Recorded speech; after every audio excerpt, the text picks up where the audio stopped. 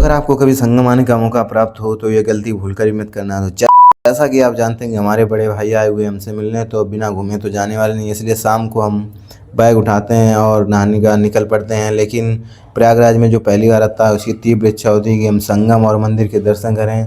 तो हमारे भाई भी पहली बार आए हुए थे, तो फिर हम मिनी मेट्रो के छोटे भाई पर विराजमान होकर निकल पड़ते हैं मंदिर के लिए।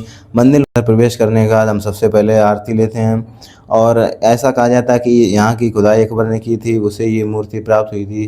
खैर, आप लेटे हनुमान जी के दर्शन कीजिए। और जैसे ही हम दर्शन करके बाहर निकल रहे थे, हमें कुछ लोगों ने घेर लिया और ज़बरदस्ती ये टीका लगा दिया। पड़ गए या सिर्फ टीका लगवाई के? उसके बाद वो कुछ दक्षिणा की मांग कर रहे थे, हमसे 300-400 रुपये पड़ गए। खैर, भगवान के लिए इतना तो झेल ही लेंगे। उसके बाद हम मंदिर से बाहर निकल आए और आगे कुछ शॉपिंग करने जूडियो में पहुंचने के बाद हम शॉपिंग करने लगे, लेकिन यहाँ सेल की वजह से बहुत भीड़ थी और कुछ अच्छा मिल ही नहीं था।